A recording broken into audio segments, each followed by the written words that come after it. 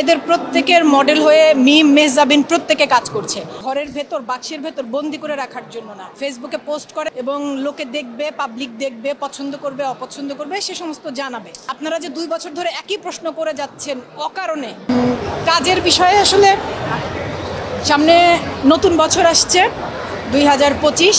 জানুয়ারি মাসে আরেকটা নতুন খুব ভালো একটা চিত্রনাট্য পেয়েছি এবং সব ঠিকঠাক থাকলে হয়তো নতুন আরেকটি ছবিতে কাজ করতে যাচ্ছি। আপনাদের সবার সাথে দেখা হবে। এই বছরটা আসলে আমাদের দেশের সবার যেমন গিয়েছে আমারও তেমনই গিয়েছে। আমরা মানে আলাদা করে আসলে বলবার কিছু নেই। যে এই সময়টা আমরা কাটিয়েছি, আমার ধারণা দেশের সব মানুষ একই সাথে একইভাবে এই সময়টার ভেতর দিয়ে গিয়েছি।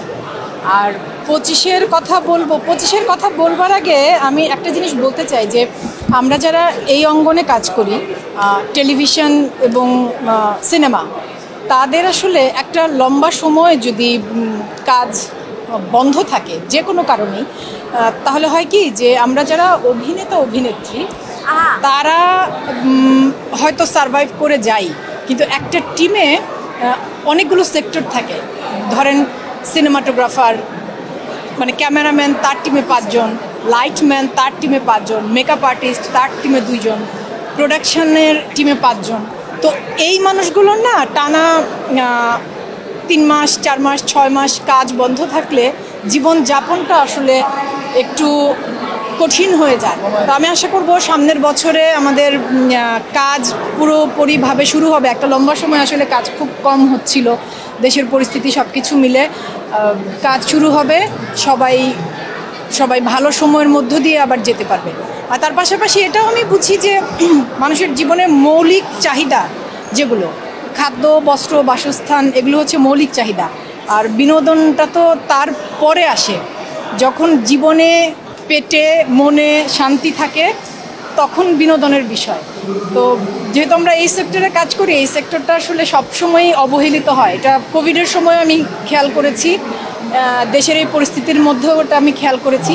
তো আশা করব সামনের বছর আমাদের সবার জন্য, আমাদের সকল সহকর্মীদের জন্য, সহকর্মী বলতে আমি শুধুমাত্র অভিনেতা অভিনেত্রী পরিচালকদেরকে বোঝাই না, আমার প্রোডাকশন বয় আমার সহকর্মী, আমার লাইটের অ্যাসিস্ট্যান্ট আমার সহকর্মী, আমার ক্যামেরার মেকআপের অ্যাসিস্ট্যান্ট আমার সহকর্মী, আমাদের সকল সহকর্মীদের জন্য সামনে ভালো সময় আসছে। এবং ওই গ্ল্যামার্স ম্যাগাজিনের কাভার মডেল হয়েছে তারপরের সংখ্যার সুনেহরা, তারপরের সংখ্যার মিথিলা। তো এটা তো আমাদের পেশা, আমরা অভিনেতা মডেল, পেশাগতভাবে তারা আমাকে কাভার মডেল করতে চেয়েছে, আমি কাভার মডেল হয়েছি। আর ফাল্গুনের যেটা বললেন ওটা আসলে আরেকজন ডিজাইনার সনি রহমান, ওর ডিজাইন করা একটা শাড়ি।